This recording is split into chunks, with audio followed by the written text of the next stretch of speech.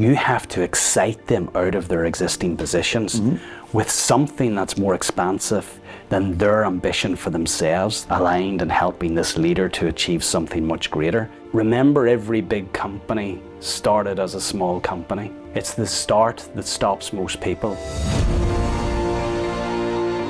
Our vision is to inspire, connect and enable millions of ambitious leaders of small and medium-sized enterprises to scale with purpose. Our own purpose is to free leaders from business limiting fears. We talk about CEO being the chief energy officers. You're the salesperson for the company. So you must believe in this, create that vision for the future. And people get excited about that. You don't build a business, you build people and people build the business. We can go fast alone, but we go far together.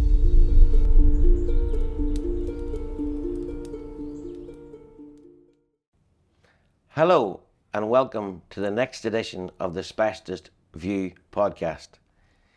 I will be your host, Kieran O'Hagan.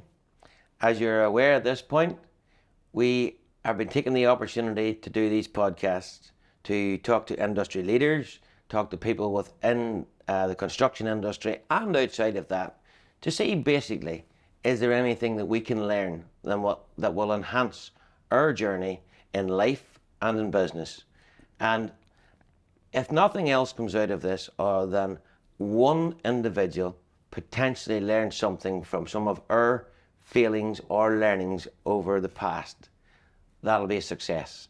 So please stay tuned for the next episode of the Specialist View podcast. So today I'm joined by Brendan McGurgan.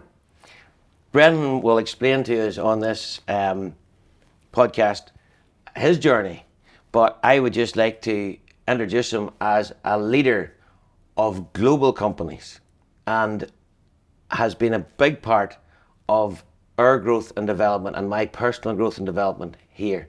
So, Brendan, over to you. You're very welcome here this afternoon. Thank you so much, Kieran. And that's very, very kind and generous. I really appreciate that sentiment. But it's been an absolute privilege to work along you guys in the last 18 months and to support you guys in an incredible scaling journey. I've had the opportunity this afternoon to once again walk around the premises, walk around the factory and meet people in the offices. And I shared with you earlier, the energy here is like something in Disneyland. There's a wonderful positive vibe. So well done.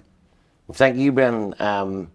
Disneyland works really well for me because anytime we're doing our Project Santa event or any event here, I always say it has to be like a Disney experience. There is a great energy.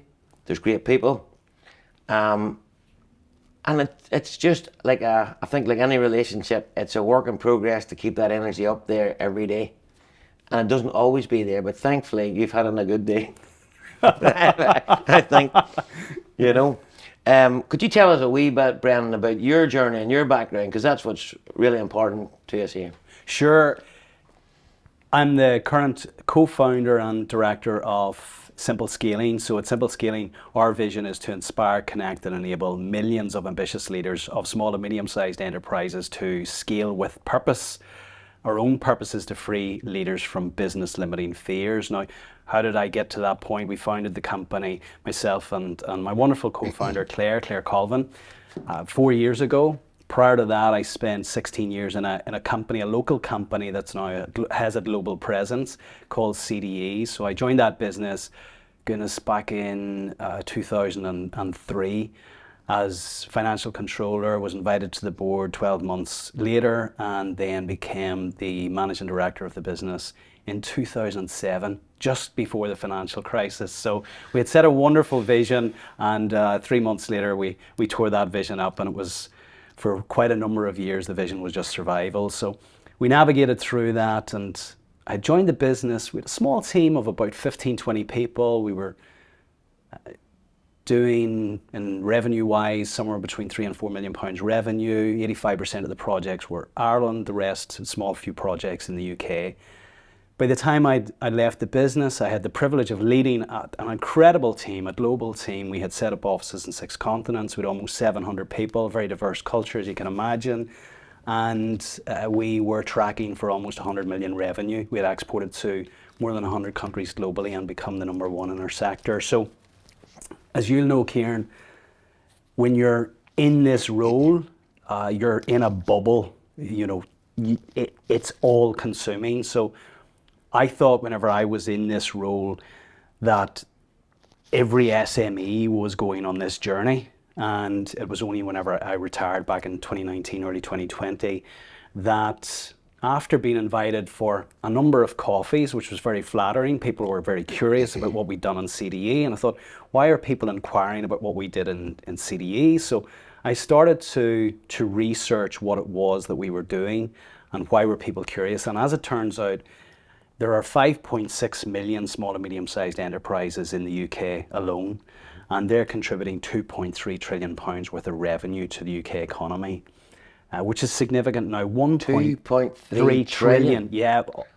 half of all business revenue in the UK is coming from SMEs. But what's really interesting, 1.3 trillion of that, so 58% of that, is coming from a mere 28,000 companies, 28,000 scaling SMEs. Yeah. Companies like Specialist. I thought, on one hand, that's exceptional, but on the other hand, it's quite sad that only 0.5% of small and medium-sized enterprises like Specialist are actually achieving scale. So and we were one of those scaling businesses. So that got me curious, along with Claire, what's happening, what has happened in our journey to support our scaling success. And I was always eager to develop a roadmap, a guide for SMEs who had a desire to scale. Now, scaling is a word that's only come into the business lexicon in probably the last 10 years. Whenever I was in CD, scaling actually wasn't a thing, but we were all aligned to growing this company. And the scaling became a thing then, and it's technically defined now. But I spent a couple of years, I interviewed then post-CDE, interviewed some incredible company leaders across the globe, leaders that your listeners will recognize, from Gymshark, for example, from Skyscanner, locally, Brendan Mooney from Kainos, who's scaled a small technology company to now be a darling of the FTSE 250, is worth a couple of $1 billion, which is incredible. And Claire and I defined 10 principles that are consistent with every scaling organization. We enshrined those in what we call our ScaleX 10 principle framework. We turned that into a book, essentially a manual for scaling. And from the manual for scaling, we've developed a 12-month program to coach leaders on that scaling journey. So that has been an incredible 4 years. We've written the book, we've launched our own podcast, we've developed the program, and alongside that we have other services to support those leaders who have ambition to scale. Well, it's just been a phenomenal journey from 2003, joining the CDE group, to I can understand what it was like to have a vision that was torn up, because sort of back at that stage we didn't call it a vision, but we had growth plans, and they were just like taken away overnight. I was actually building a house at home at that point, and the conversation was, we'll stop building your home. And the idea of that was that, like, me and my wife were getting a mortgage and stuff, but everybody was quite insecure in that 2007, 2008 point. So everybody went into survival mode. So I sort of get that, Brendan, and then to reignite, did you go back to that vision, or the foundations of that vision back in 2011, 2012 then, to move forward? Yeah. So exactly that, and I can relate to everything you're saying.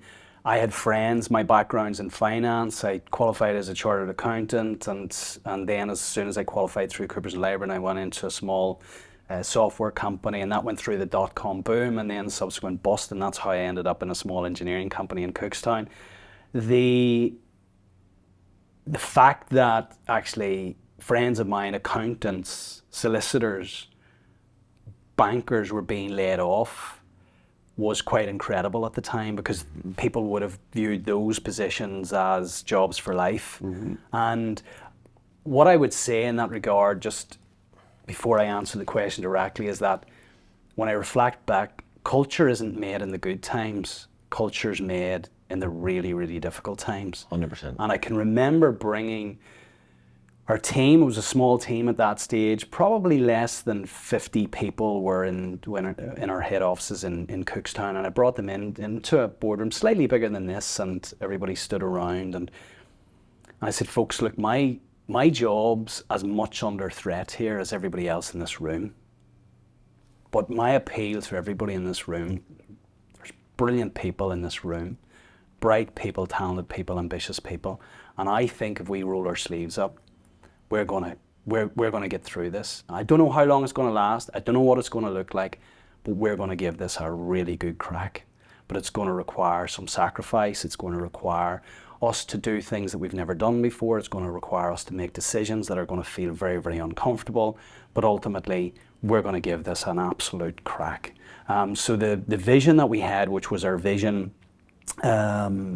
to create a $100 million company, which seemed audacious at the time because we were doing about 12 million.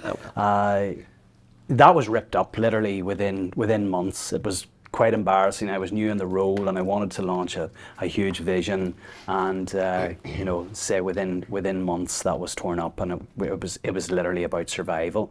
But we navigated through that, and we navigated through that in a way that built more resilience into the team, more resilience into the company. We developed a safer business model in the fact that we had understood that actually most of our work, the majority of our work, was dependent on the construction sector, and it was a construction sector boom and then ultimately a construction sector bust in terms of the housing crisis. And we felt that we were overly dependent on that. Well, we clearly were. So out the other end, we had a much safer business model. We had a vision to expand into more countries, expand the regions that we were in, because we were heavily dependent on the construction sector in the UK and the Middle East, two major sectors for us. And we also developed a specialism or a forte as a result of that global financial crisis into other sectors, mining, for example, specialist sand, construction, demolition, waste recycling.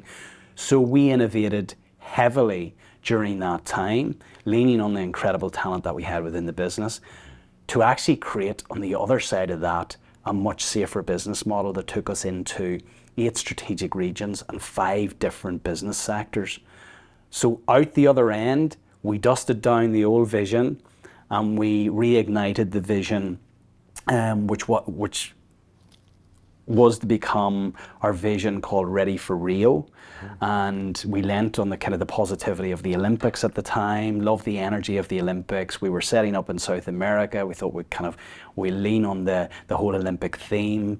The Rio Olympics were happening in 2016. We had a vision then from 2012 to 2015. So up between kind of 2008 to 2012, it was just about survival. We had navigated very well, and we felt confident enough then in 2012 to say, okay, we're going to talk and communicate and be bold enough and courageous enough to announce a vision here again. So we announced the Vision 100 at that point, and to create a $100 million revenue company. And by 31st December 2015, we were within 0.2% of it by developing additional sectors and exporting into other regions. Phenomenal, Brendan. I love the way you articulated the answer to that, because that's where we all learn at. Is the direct question was, did you go back to the vision? But you got to explain it through. I suppose where I personally could relate to that is that in our business in 2007, maybe 08, we were going along nicely. I think revenue could have been somewhere around 5-6 million turnover. We're actually sitting in this very boardroom late 08 when we got a phone call that one of our main customers had went bankrupt. Over the space of the next 3 weeks, 3 of our main customers went bankrupt. It cost us, I think, somewhere in the region of $500,000. We had to sort of give ourselves a shake. That conversation you had with your staff, like I remember standing in our canteen, the old canteen, brought everybody in, because I had the conversation in our factory was that there's somebody new taking over the company on Monday, which wasn't the case. But rumour mills, loose lips in my mind sink ships. So went into this 27, 28-year-old into this canteen. Now, my father was MD at the time, I was operations manager. He had the backing of him and the boys and probably many others. And I said, look, I'm not sure how we're going to get ourselves through the next 1 year, 2 years, or 3 years. But I do know that if we knuckle down, roll the sleeves up, like you said, and work together, we will get through it. And there's better days ahead. But my bit is that I've got a wife now, I've got a mortgage the same as you, and I need to ensure that that's paid the same as yours is paid. And I care equally as much about yours as I do about my own. So there's nobody turning the key in the door on Monday morning, only ourselves. We are going to struggle, and there's going to be bumps in the road, but there's going to be a way forward. And like you talked about, the culture being created in the bad times or the difficult times, that is what probably put the core team of specialists joining, brought them tighter together. And similarly, in 2012, we decided to build an extension to the factory. We didn't call it a vision at that point, but the market that we just entered in the UK and London commercial office fit out, high-end residential market, it had taken us to a place where we needed growth. Our cash was getting to a place where we could afford to invest a bit after like 3-4 years of nothing. And we built our first extension, I think, of about 50,000 square feet then, which was the vision to do us to 2020, or we called it, that'll do us to 2020. By 2015, we then created the Vision 2020, which was 20 million revenue in this industry by 2020. So we built another factory in 18. I think by 2020, just before COVID hit, revenue figures were somewhere around 25, 26 million. And since have grown on. But it's just interesting that you're in a completely different industry in Cookstown. We're in this different industry over here in Mahara, and we're experiencing very similar things. But the piece that made both businesses work really was the people and the coming together of that. Yeah, I completely agree. And there's a point there that you were going through something similar as I was. And can you imagine the benefit of us having had come together at that point to share the challenges, to have an outlet to share the challenges? Because at that time you've got to present yourself in a way that we've hit real turbulence here. The last thing you want to hear, I have a fear of flying, the last thing I want to hear whenever we're 35,000 feet up and you hit turbulence is that a pilot coming on with a shaky voice or saying, I've never experienced this before, folks, I'm not sure if I'm going to get this thing landed. You want to hear a very confident voice, put your seatbelts on, this is going to be rocky for a little while, but look, we're going to land this and you'll all be on your way. And we had to go in and do that day in, day out. But the reality is we're human. We hadn't encountered it before. I certainly didn't have an outlet. Sport was my outlet, very much heavily involved in martial arts, and the pads probably got hit more than they would normally do at that point. And it's why we're passionate now about actually creating a community of like-minded leaders, so that if something like that happens again, we've got this community now of 70 leaders who are all championing, cheerleading one another. And the principles that undergird scaling are industry agnostic. They're the same, and the challenges that we encounter, regardless of what industry we're in, they're largely the same. But to have that outlet for SME leaders, a club, a place where they can go, where they can kind of take off zip down the Superman suit and be themselves and say, yeah, this is bloody tough at the moment. How are you dealing with it? What do you, how are you managing? What are you doing to deal with the pressure? And I can imagine if we'd have known each other back then, having great conversations, you come away going, actually, I'm very comforted by that. You know, we're both in the same boat. We can share some learnings from what we're doing in respective businesses. So that's ultimately what we're inspired to do now in terms of Simple Scaling, is create that community of like-minded leaders who are actually every day challenging themselves to be better leaders, challenging their teams to stretch and ultimately do something within their organizations that they haven't done before. You haven't been to this place before from a specialist perspective. What you guys are doing is groundbreaking. You're challenging yourself every day, you're challenging the team, you're challenging the organization. But where's your outlet? Where do you get to be Kieran, who's not the MD, who people are looking to for answers constantly, who they have an expectation that you show up like that pilot, regardless of what's happening at home that morning, regardless of what's happened with the kids, regardless of the traffic and getting here, regardless of what's the level of turbulence. They expect you to show up and have this steady presence. But that requires you to actually find a place of solace for yourself, find a community where you can be yourself, and that's what we're inspired to do now. That period was ultimately, like you guys, was the making of the business and created a foundation for the business and initiatives that actually we would still refer to prior to leaving in 2019, 2020. We had this initiative called Project 35, where I brought the team in and said, we got to take £35,000 from our overheads every month. Now, the easiest way to do that would be to reduce payroll. We did a little bit of that, but we didn't want to start cutting the veins of the company. Nope. And we put it out to the team. We said, what can you guys do to actually reach this target?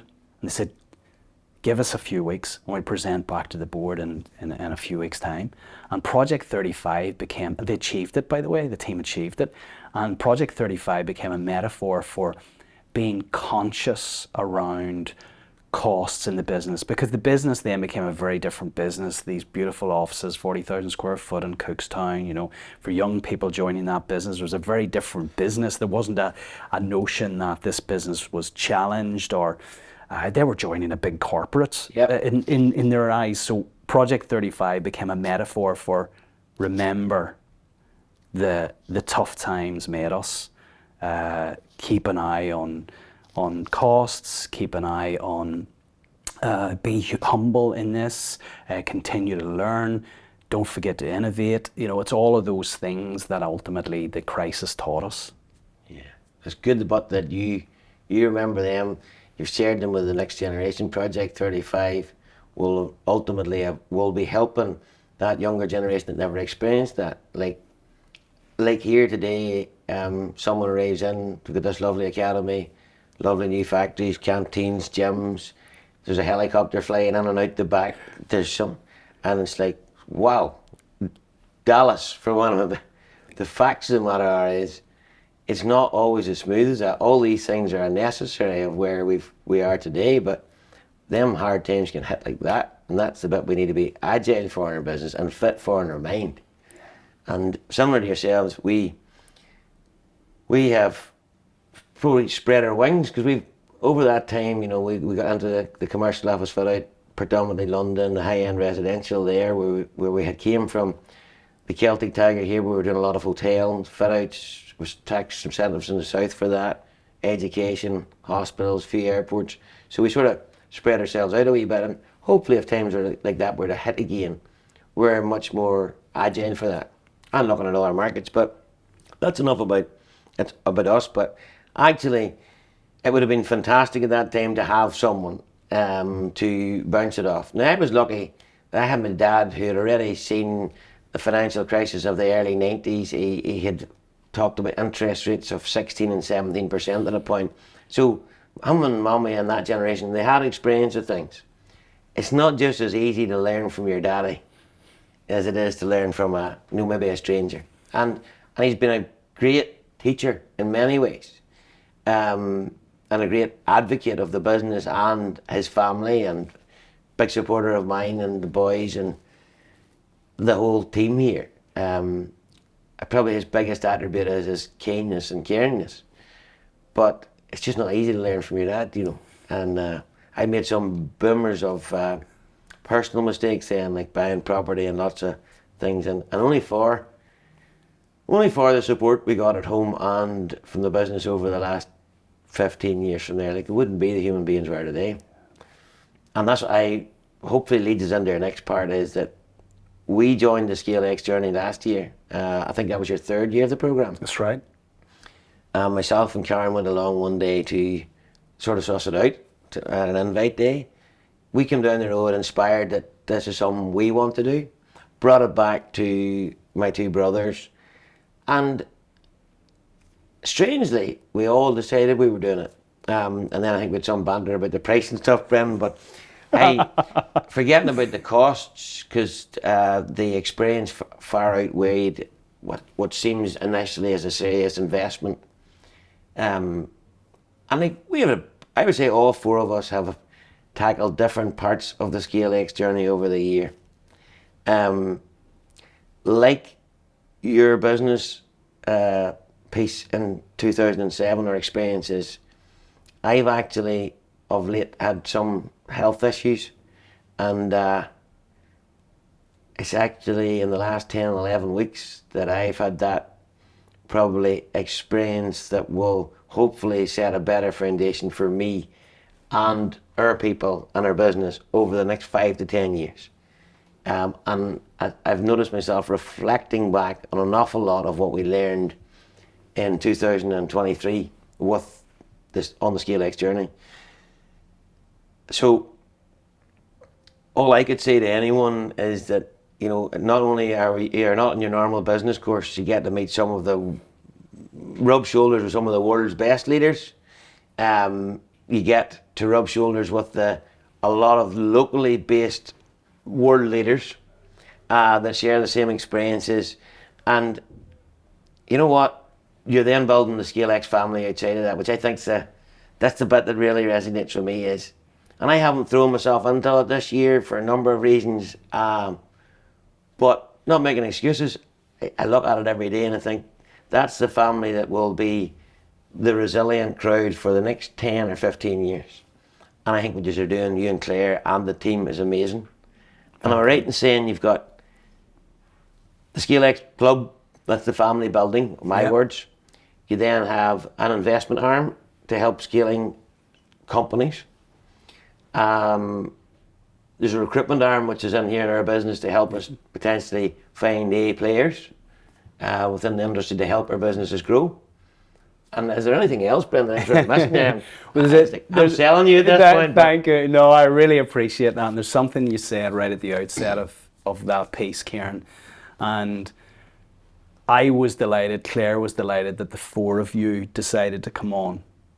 Setting aside the investment in it, for us, the real win, beyond the tools and the methodologies and meeting other speakers, for us it was if we can encourage the three brothers and Karen onto the program, we were confident that we could get you guys aligned on a direction of travel. And what I would say, and this goes for all business leaders, especially those who are managing a family business and managing the dynamic of family businesses, where conversations around the kitchen table can spill over into the business and they can be detrimental to the success of the business in itself. Yourself, Dermot, Sean, Karen's alignment is the strength to this business, but it's also the risk to this business if you folk aren't aligned, if you're misaligned. So if you think, go back to the airplane analogy. You know, there's 180 people now here working here on the site. On the site. So let's call it 200 for ease of the numbers. Let's say each of those 200 have a partner. So there's now 400 people. Let's say on average they have one kid. Now we're talking about 600 people. Let's take then your portfolio of customers, which is hundreds. Let's take the supply chain, which is hundreds of subbies.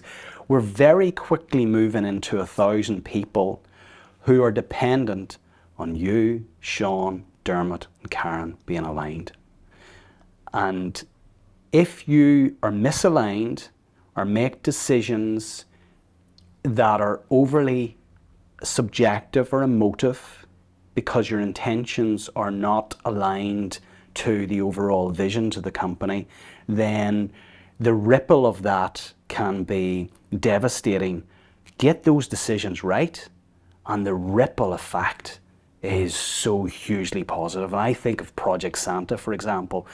When you guys are at your absolute best, everyone's aligned behind Project Santa. And what did you raise last year? £250,000. I think it was 212, so I'm going to be Well, I'm going to an round amazing up. amount of money, An Brendan, incredible, like in 1 weekend. you know, almost £250,000 in 1 weekend from the combined, aligned efforts of everyone within this business. And I take that Project Santa as a metaphor for what you're doing from a specialist perspective. So can you imagine harnessing that energy, that alignment, that collaboration, that connectivity, that level of communication, that level of sheer will and effort to achieve something great into the business every day? Like there is no reason why you guys can't be world number one in what you do. You're on that journey. What you guys are doing is, and I invite anyone listening to this, go onto the website, see the scale of projects, the level of detail in the projects that you're delivering. It is phenomenal.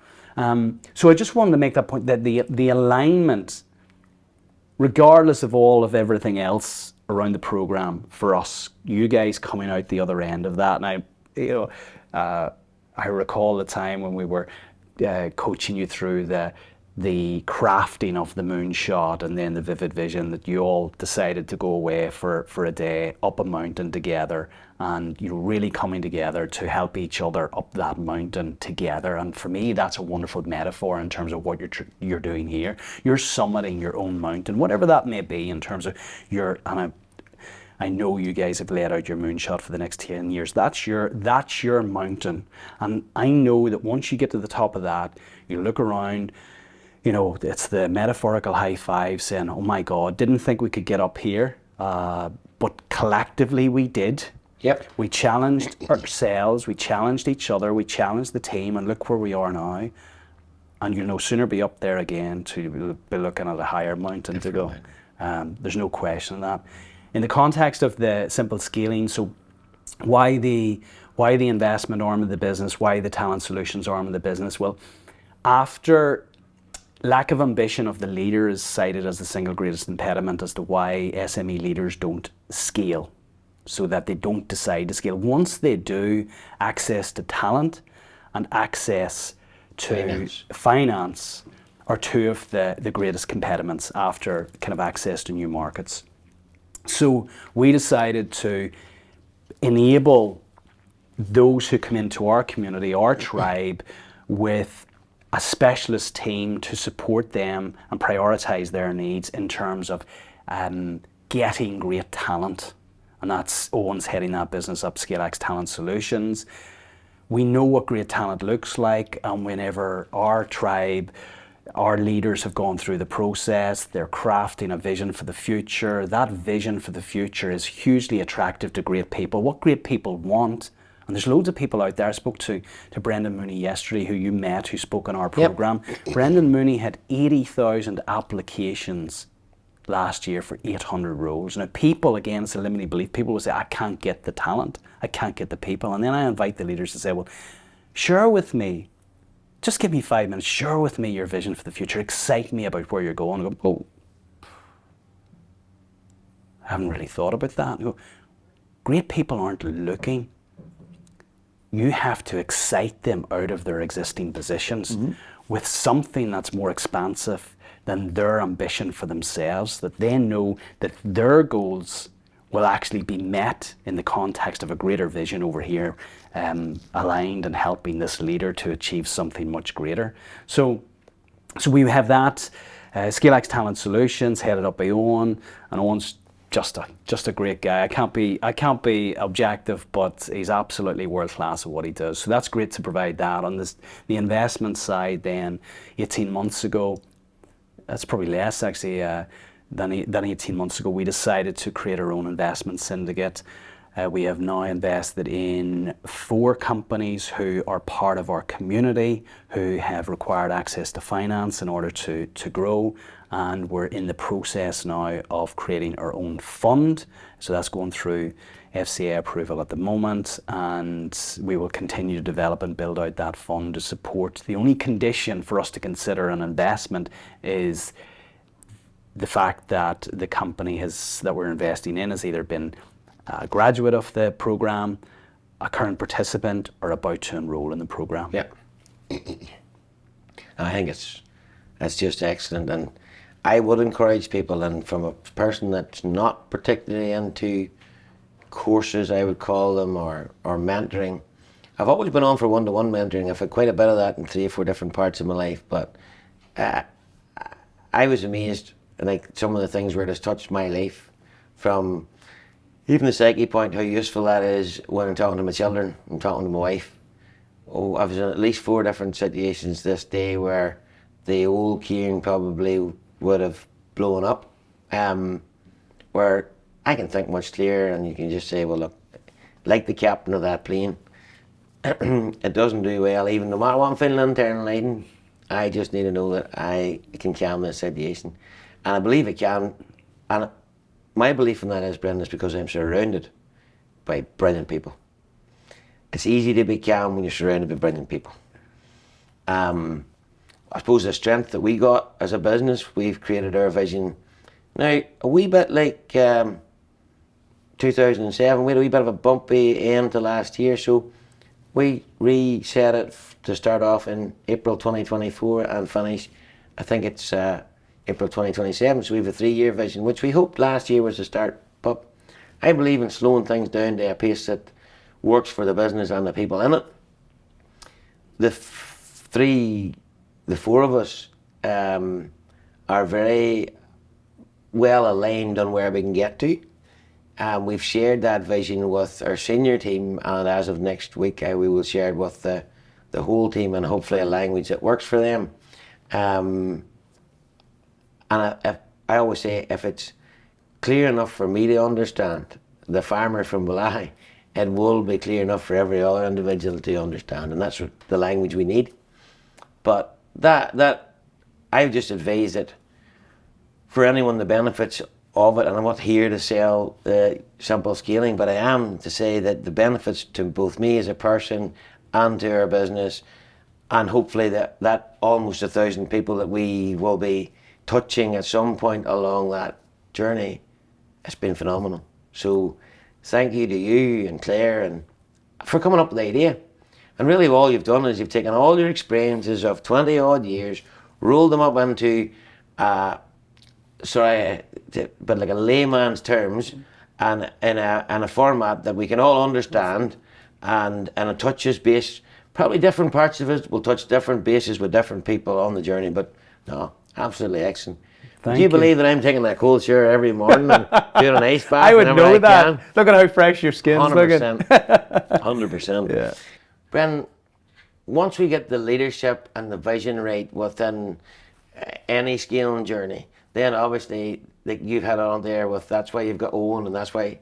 So thankfully here at Specialist, investment and finance isn't one of our constraints, but finding the right people today to join a fantastic team of people and to fit in, we find that quite challenging. And I'm sure it's similar for others. So is there any advice or what could we do differently so we know what we could do differently as leaders to inspire ourselves, but what could we do differently as a business to inspire the next gen and to come on our journey? Particularly in an industry like construction, it's not overly a classy industry, but I think it's fantastic, by the way. But yeah, and I can relate to that, because we had set up an environmental business way back during, it was again one of the benefits of the global financial crisis was us moving into another sector, which was the environmental sector. We were designing equipment to process the waste from digesters. Now, there ain't anything sexy about that business. No. So that's what ends up at the end of a sewer. So you can imagine what kind of material we were processing here. But at the time, we managed to attract people who had job offers from McLaren Racing. You did? And we were bringing them in to design products that were going into a sewage plant, on the basis that we had a vision for the future. And those young people, hugely ambitious. These are our kids now. We were sharing earlier, like my daughter will be 21 in the next week. The young people now are hugely ambitious. It's not a case of you being obliged to take a job and being thankful for that job and taking that job for life. You mentioned it earlier. First of all, the leader must be inspired themselves. So you must feel inspired about where Specialist is going. And I know you are. Every time I speak to you, you're excited about the projects you do. You're proud about the projects. You have an incredible portfolio. You're always pushing the business forward. That comes across. So that energy comes across. So we talk about CEO being the Chief Energy Officer. So there's a couple of things that you must do as a leader that bring this energy. Ultimately, you're the salesperson for the company. And if you're not passionate about what you're selling in terms of the opportunity for the future, where you're going as a business, if you're not passionate about that, if you don't believe in that, then others won't feel that energy. So you must believe in this. You must be passionate about this. You must be excited about where this company's going. That excitement will just spill in the course of a few minutes of a conversation. That excitement will spill out. So you create that vision for the future, and people get excited about that. So whilst talent is a challenge, or access to great talent is a challenge for businesses, Owen has had the great privilege of supporting you guys in terms of accessing great talent out there. First thing Owen does is sends potential candidates the vision for the future, the purpose for this company, the reason why this company exists. And that engages people immediately to have a conversation, great people to have a conversation. And at that stage, once people are engaged, it's a case of putting them in front of the leaders of the business and getting people excited about the opportunity. People want, great people, we mentioned it earlier, they want an opportunity to expand and grow. So it's incumbent on leaders to get beyond themselves and their fear of judgment, their fear of potential failure by not communicating a vision. So they hide behind something that's in their head and get frustrated because people don't know what's in their head, or people aren't doing what they want them to do, but they've actually never communicated what they're trying to do in the first instance. What does great look like in 3 years' time? What does great look like in 5 years' time, in 10 years' time? And get other people excited about that. People are absolutely critical. I know it's cliched, but there's the old African proverb that says, we can go fast alone, but we go far together. And ultimately, a business doesn't exist without people. It's just four walls, and it's the difference between a house and a home. 100% going to happen that myself. I hate not hate, but whenever I'm in the house alone, it doesn't feel like a home. But put Colleen in there, and Anya and Cara and Owen, all of a sudden you get a sense of, there's a buzz and a banter in the kitchen, and then it feels like a home. Take them all out of it, and it's a house. It's four walls and a roof and some, fancy timber cladding and all of that, but it's just a house. So it's similarly with a company. If you think of the word company actually in itself, and I love the etymology of words. Company is two Latin words, cum, which is with, and the panis, which is together. Cum is together, and panis is breaking bread. So it's about breaking bread together. Yeah. So you don't build a business, you build people, and people build the business. Yeah. So it's the leader's responsibility to inspire themselves. Once they're inspired, to actually go out and sell the vision of the future of this business, to inspire and motivate others, to want to kind of go, God, what are they doing over there? God, that sounds exciting. I had no idea there's this company in Mahara doing these projects around the world. My God. And they've got a vision for North America and Europe, and I'd love to be part of that journey. So people are absolutely critical to the scaling journey. Mm-hmm. It's about building strength and depth in the team, but ultimately you go back to psyche. The leader has to get over their fear of being in control, and we know we're both, cut from similar cloth. Don't go there, please, my friend. We like to be in control, Nobody can do the thing as well as we can do it. There's a fear if you let go that ultimately people won't do it as well as you do it. There's a fear of change and bringing in new people, maybe, you know, people at leadership positions are going to do things differently. And again, back to that kind of fear of judgment, if actually you communicate something out there and 6 months later, like the global financial crisis, you have to rip that up. But what I would encourage leaders to do is to take that step, to be courageous, to share the vision that they harbour within their own head, because ultimately that's the only way you're going to attract people into your business. That's the only way you're going to retain great people. Excellent. And I would say, just in that, just not for leaders, but we all had to start somewhere. And I always talk about, I started sweeping the floors in here, and I really actually loved that job. Some days I like a bit of sweeping yet, but for the next generation of people, there's so much we've learned, Brendan, there that could help them. Like, yes, we can set the vision and we can inspire them to come here, but from a perspective of creating and for them to be innovative within themselves and their environment. Like, every human being is a wee bit like a business too, in effect. We're going to have challenges, we're going to have failures. Like young people doing their GCSEs today, their A-levels, are going to university, they may make the wrong choice. So you're encouraging leaders to go out there and speak out about their vision, but they may have to wrap it up in 6 months' time because something outside of their control happens. It's no different for a young person today maybe picking to go to university to do a particular degree.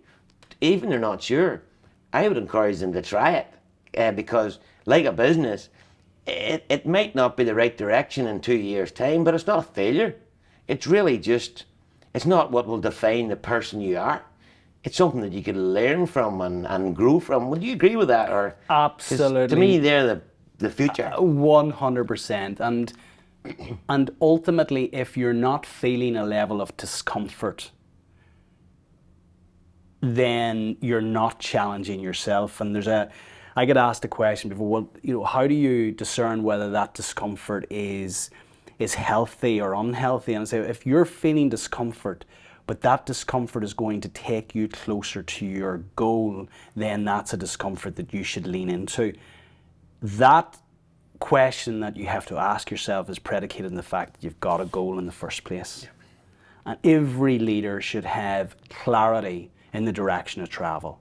And ultimately, there's a lady called Bronnie Ware. She wrote a book called 5 Regrets of the Dying. She's a palliative care nurse, and she interviewed, she had the privilege of spending time with people towards the end of their lives. And the 5 regrets, I think the top regret was the fact that people lived the life that they thought others wanted them to live, as opposed to the life they really wanted to live, that they didn't lean into their vision for their future. They felt that they were obligated to do something else that others wanted of them. And every leader in a business, otherwise you wouldn't be in a business, every leader harbours some desire. And what I'm encouraging people to do is have the courage to put that out there. Because ultimately when you're on your deathbed, and we're all exiting this life at some stage, the last thing you want to think about is the fact that you haven't tried something that you really wanted to try. So there will be challenges in scaling. You bring it back, being in business is a challenge. Mm-hmm. So what I suggest is you might as well be in business facing the challenges that you have actually set by virtue of your vision. You've set a vision for the future. You guys are already being challenged by some of the aspects of that vision, but they're challenges of your making. Now, if you didn't have that vision for the future, you're going to have challenges in business anyway. You and I both know that. Oh, yeah. But there might as well be challenges that are worth overcoming because they're taking you closer when you get over them towards the vision that you've set. 100%. 100%. So I suppose in summary, you can't compare people to, but from a point of view of a business having a vision, we're asking people to have their own goal, whether they're a leader, whether they're a child at 16, whether they're someone picking their university or picking what apprenticeship to pick. They need to have their own goal, roughly where they want to end up, so that each choice that they make, that will inform them piece by piece along the way, and they'll be able to decipher the bits that they need to strengthen on in order to get there. And from a point of view then of business and the people, there's not a lot of difference. One needs a vision, one needs a goal. They're both visions, if you want to put them that way, and we're going to have bumps in the road and challenges. So if we learn a wee bit about how to control our emotions, our psyche, feed the energy into our body, then that's going to help us with both them things. I'm just wondering why, Brendan, at primary school, why at primary school are we not teaching our children, like we teach them how to say please and thank you? Why are we not teaching them how to breathe, exercise, get in control of their emotions? Because mental health's a big thing today, and what you're doing helps a lot with mental health. And that's not the total purpose of your journey. But I'm just wondering, or maybe that doesn't make a lot of sense. It makes complete sense. Absolutely complete sense. There's a couple of things there that you've shared. Our ability to imagine distinguishes us from all other mammals on the planet. There's no other mammal can sit back and envision a future for themselves. They don't do that. They act instinctively, but they can't decide. Like birds migrate because that's what birds do, but they're not sitting prior to migration saying, we went there last year, I don't think we'll go there this year, it was a bit cold, in the Arctic, we'll just stay put. They'll just go there. We have the ability to decide whether we want to go there or not. We have this ability to imagine and dream about a future that distinguishes us from everyone else, that are all other mammals. And at some point in our schooling, we're told to stop fantasizing. We're told to stop being a dreamer.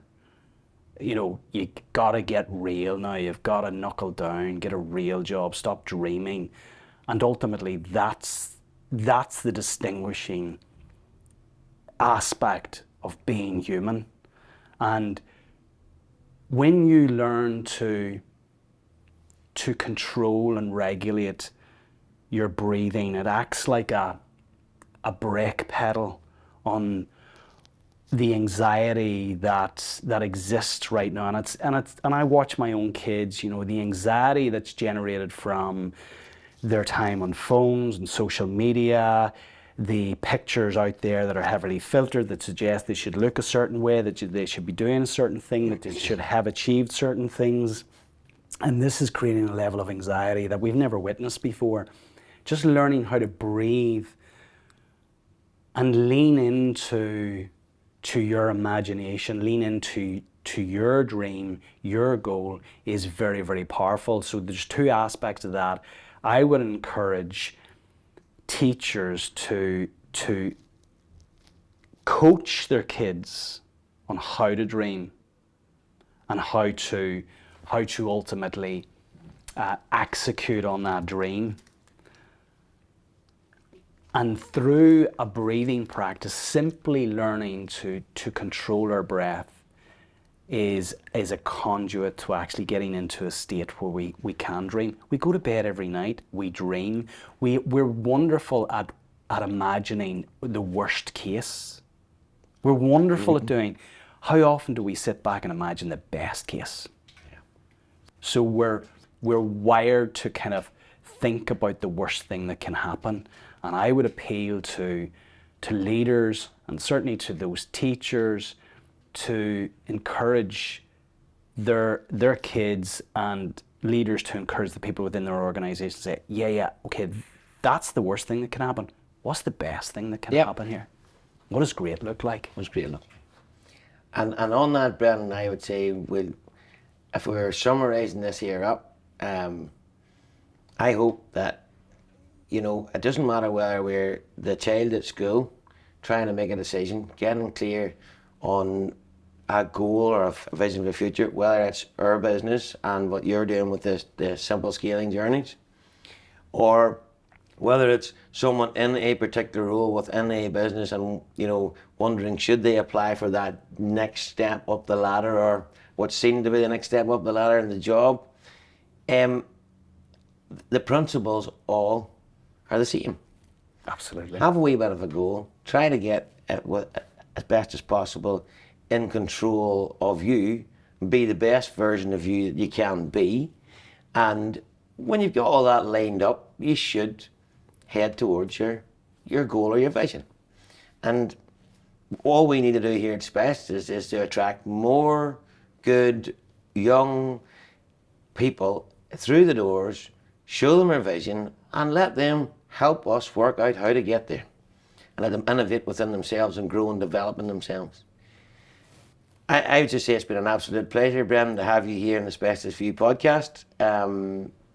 It's been a pleasure working with you and Claire last year, and we're part of that family, so that'll be a continued journey. And just thank you for taking the time and sharing some of your stuff with us. I'll be amazed if one person doesn't get some good out of this. Even if my wife's listening, she'll probably hear something in there that that'll help her manage me, for want of a better word.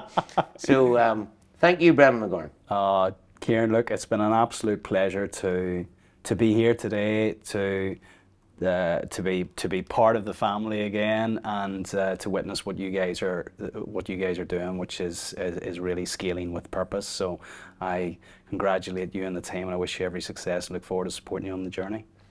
Thank you, Ben, and I appreciate that.